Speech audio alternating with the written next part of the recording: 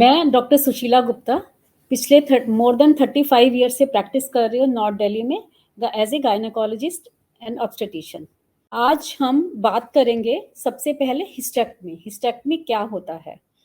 Hysterectomy जब हम uterus को, जिसको हम बच्चेदानी कहते हैं हिंदी में, जब हम उसको रिमूव करते हैं उसको हम हिस्टेक्टमी कहते हैं।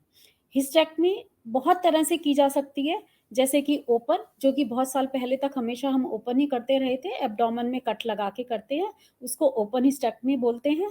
और एक लैप्रोस्कोपी जो दूरबीन के द्वारा निकाली जाती है, लैप्रोस्कोपी हिस्टेक्टमी। लैप्रोस्कोपी में क्या होता है कि पोस्ट ऑफ पेन काफ़ी कम होता है, रिकवरी फास्ट होती है क्योंकि उसमें बड़ा सारा कट नहीं होता, और पोस्ट ऑफ पेन और रिकवरी कंपैरेटिवली काफ़ी जल्दी होती है। और एक वेजाइनल हिस्टेक्टमी होती है, जो हम नेचुरल नीचे के रास्ते से ही, वेजाइना से ही यूट्रस को निकालते हैं। और आजकल हम रोबोटिक असिस्टेड हिस्टेक्टमी भी करते हैं, जिसमें कि काफ़ी फाइनली प्रिसाइजली कट कर सकते हैं। ये तो हो गया किस तरह से हम किस तरह से हम निकालते हैं। और यूट्रस को जब हम निकालते हैं तो यूट्रस के साथ में सिर्फ कभी-कभी हम यूट्रस निकालते हैं, जिसको हम टोटल हिस्टेक्टमी बोलते हैं। और कभी उसके साथ में हम अंडेदानी और बच्चेदानी के साथ में अंडेदानी और ट्यूब्स भी निकालते हैं, जिसको हम बोलते हैं टोटल हिस्टेक्टमी विद बाइलेटरल साल्पिंग ओवरेक्टमी। इसके अलावा कभी-कभी हम, ऐसा होता है कि यूट्रस को सिर्फ ऊपर का पोर्शन निकालते हैं, नीचे का छोड़ देते हैं, जैसे सर्विक्स लोअर पोर्शन, वो होता है subtotal hysterectomy. Subtotal hysterectomy most of the time जब करते हैं, जब ऑब्स्टेटिक रीजन से करते हैं कि पेशेंट्स को ब्लीडिंग बहुत ज़्यादा हो रही है और लाइफ सेविंग ऑपरेशन की वजह से करते हैं, या कोई और भी इंडिकेशंस हो सकते हैं। इसके अलावा जो हिस्टेक्टमी किस किस वजह से हम करते हैं, ये जो कॉमन कॉज है, जैसे फाइब्रॉइड है, फाइब्रोमायोमा, ये बिनाइन ट्यूमर होते हैं, एबनॉर्मल यूट्राइन ब्लीडिंग जिसमें कि ब्लीडिंग बहुत ज़्यादा होती रहती है, या एंडोमेट्रियोसिस, एडिनोमायोसिस।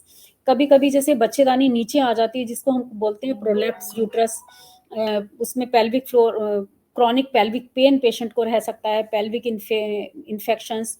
और जो ऑब्स्टेटिक कॉज होते हैं उसमें, जैसे कि काफ़ी ब्लीडिंग हो रही है, जैसे मैंने पहले बोला कि पीपीएच, जिसको हम पोस्टपार्टम हेमरेज कहते हैं, या कभी कभी प्लेसेंटा यूट्रस से चिपका होता है, जिसमें हम बोलते हैं कि प्लेसेंटा एक्रीटा सिंड्रोम्स, उसमें मल्टीपल स्टेजेस होती हैं कि कितना चिपका होता है। या कभी कभी हम जेंडर चेंज करने के लिए भी सर्जरी करते हैं। तो ये तो हो गया कि किस वजह से हम करते हैं। और एक मैलिग्नेंसी होती है, जिसमें हम डिजीज प्रोसेस को रिमूव करते हैं, या अर्ली स्टेज या लेट स्टेज, व्हाटएवर। एक और होती है रेडिकल हिस्टेक्टमी, जिसमें जो हम मैलिग्नेंसीज रीजन से करते हैं, जिसमें हम यूट्रस के आसपास का टिश्यू भी निकालते हैं और लिम्फ नोड्स, उसको बोलते हैं रेडिकल हिस्टेक्टमी। वो डिपेंड करता है कि हमारी जो मैलिग्नेंसी है उसका स्टेजिंग क्या है और कितनी स्टेज है, उसके हिसाब से आसपास का टिश्यू भी निकालते हैं रेडिकल हिस्टेक्टमी में।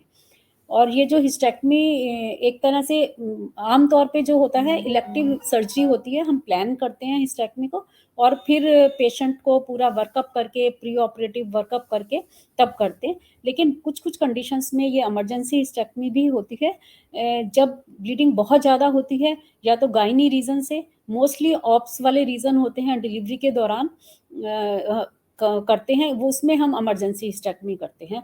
This is a life saving operation. तो ये तो हुआ हिस्टेक्टमी के बारे में।